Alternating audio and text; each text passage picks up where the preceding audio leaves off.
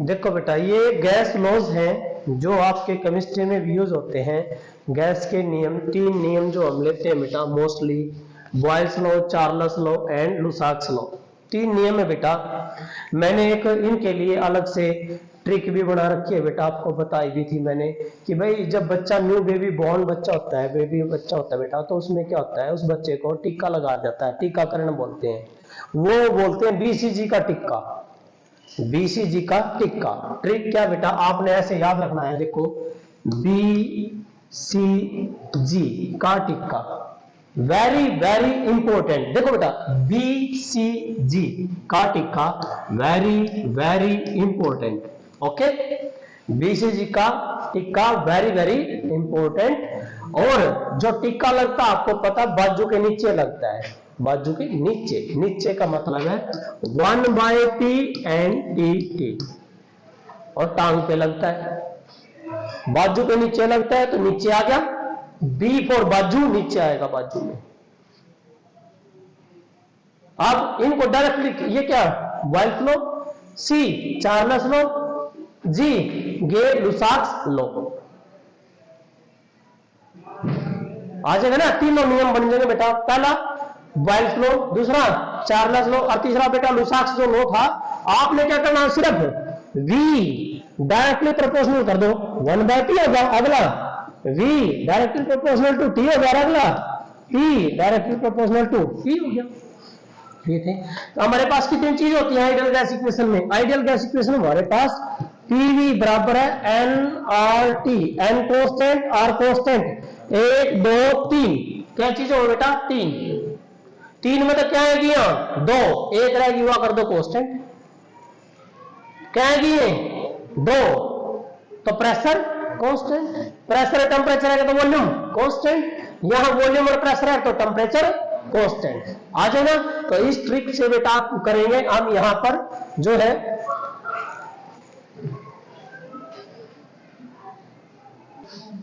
देखो बेटा, मैंने आपको जो ट्रिक कराई है बेटा, सिंपल ट्रिक है, बीसीजी का tikka very very important, 1/T, ठीक है।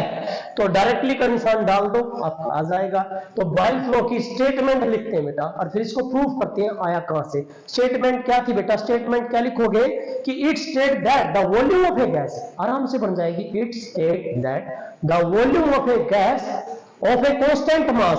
भाई कोई गैस है जिसकी मास क्या बेटा, कांस्टेंट है, तो उसका जो वॉल्यूम है वो क्या रहेगा, inversely proportional to the pressure.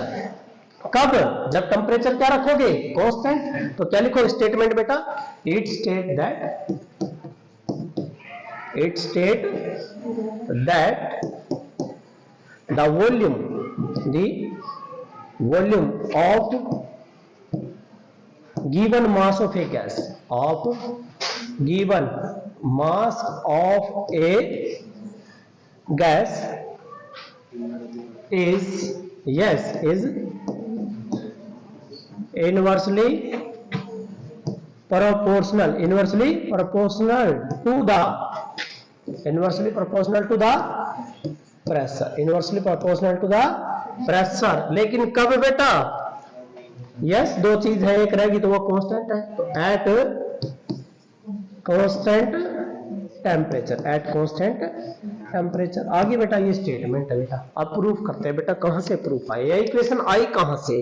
तो बेटा आपने पढ़ा था कि kinetic theory of gas, we know that the pressure exerted by gas, जो प्रेशर होता है बेटा, जो मैंने बोल रखा 5 नंबर का टॉपिक है, वो इंपॉर्टेंट है। Pressure exerted by gas 5 number का टॉपिक है।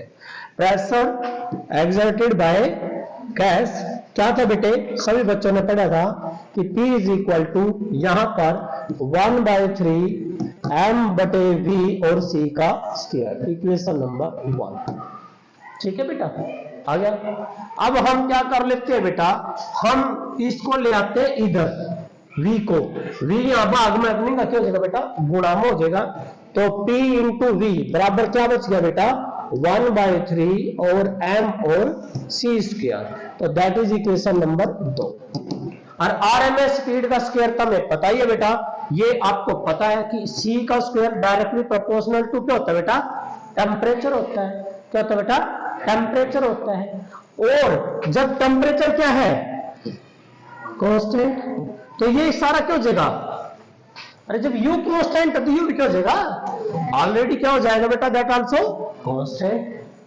और मास की अर्निंग है कांस्टेंट, भाई इसका मतलब बेटा आपके पास पीवी इज इक्वल टू क्या बच जाएगा, कांस्टेंट। क्या बच जाएगा बेटा, कांस्टेंट। अब दोबारा देख लो बेटा कैसे करें, सी स्क्वायर जो रूट मीन स्क्वायर है डायरेक्टली प्रोपोर्शनल होता है टेम्परेचर के, यहाँ टेम्परेचर क्या है कांस्टेंट, टेम्परेचर और सी भी कांस्टेंट, सी कांस्टेंट है तो मास तो है ही कांस्टेंट, तीन भी कांस्टेंट है तो सारा क्या हो गया कांस्टेंट। तो हमारे पास अगली जो इक्वेशन आई भाई ये बन गई बेटा, जब तुम्हें पता है किसी कांस्टेंट में मैं तीन नहीं ले जाऊं, v बराबर क्या रह गया कांस्टेंट, अब बेटा कांस्टेंट बटे में P, और जब हम कांस्टेंट को हटाते हैं सभी बच्चों को पता किसका निशान लग जाता है, डायरेक्टली का, तो ये क्या बन गया P इज इनवर्सली या P inversely proportional to V या V inversely proportional to P।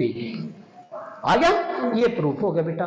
Second equation जो सेकंड लॉ था बेटा आपका वो था चार्ल्स लॉ बेटा, चार्ल्स लॉ की स्टेटमेंट बेटा वही उसी तरह से क्या लिखोगे, इट स्टेट दैट, बेटा यहां से बनानी सीखो, देखो नॉलेज होती है जब आप लिखना सीख जाओगे, बनाना सीख जाओगे, यहां से इससे बेटा इट स्टेट दैट क्या, द वॉल्यूम ऑफ ए किसका, of a given mass of a gas is directly proportional to the temperature at constant pressure. बन गई स्टेटमेंट, कर दोगे बन जाएगी बेटा। तो इसका मतलब है इसमें हमारे पास जो सेकंड लॉ है बेटा V directly proportional to T, ये हमें प्रूफ करना है तो बेटा कर देंगे प्रूफ, वही गैस लॉ से। अबे प्रेशर एक्सर्टेड बाय गैस, तो P बराबर क्या था बेटा 1/3 एंड दैट इज m/v, और क्या था यहाँ c स्क्वायर था, क्लियर है। तो बेटा प्रेशर का कांस्टेंट है, हमें v ने ले जो पर है तो v पर ले गया, तो यहाँ क्या रह गया 1/3 m/p, क्योंकि p को मैं इधर ले आया इंटू c का स्क्वायर। और c स्क्वायर मैंने बता रखा आपको, c स्क्वायर किसके डायरेक्टली है, टेम्परेचर के है, किसके है, टेम्परेचर के डायरेक्टली है। जब ये टेम्परेचर के डायरेक्टली है तो यहाँ क्या आएगा, स्मॉल के इंटू कुछ ना कुछ कांस्टेंट है बेटा, ut आ गया, तो यहाँ पुट कर दें तो क्या होगा 1/3 m बटे में p प्रेशर, और इसकी जगह कांस्टेंट इंटू में t, यो भी मास भी कांस्टेंट, यू भी कांस्टेंट, प्रेशर भी कांस्टेंट, यू भी कांस्टेंट, तो ये सारे ना क्या होंगे एक दूसरा कांस्टेंट, दैट इज आप क्या लिखो बेटा अनदर कांस्टेंट। भाई अनदर कांस्टेंट है उसको हम क्या ले लें बेटा कैपिटल के ले लेते हैं, कोई कांस्टेंट है दूसरा। तो बेटा v बराबर क्या आ गया, v बराबर k इंटू टी, के क्या बताया बेटा मैंने कांस्टेंट, जब इस कांस्टेंट ना होगा तो v directly proportional to t आ गया, हो गया प्रूफ। सेकंड लॉ भी प्रूफ हो गया। अब आ गया बेटा थर्ड लॉ, बेटा लुसाक्स लॉ क्या था बेटे, लुसाक्स लॉ क्या था दिखाई दे रहा है आपको, P directly proportional to T, it state that the pressure of a gas of a given mass of a gas is directly proportional to the temperature at constant volume. बन गई स्टेटमेंट। चलो भाई वही बेटा सेम तरीका, pressure exerted by gas 1/3 m बटे में v into सी का स्क्वायर बेटा, बेटे तो यहां मास तो कांस्टेंट है, वॉल्यूम भी क्या है कांस्टेंट है, तो इसका मतलब बेटा आपका जो है ये क्या बन गया कांस्टेंट।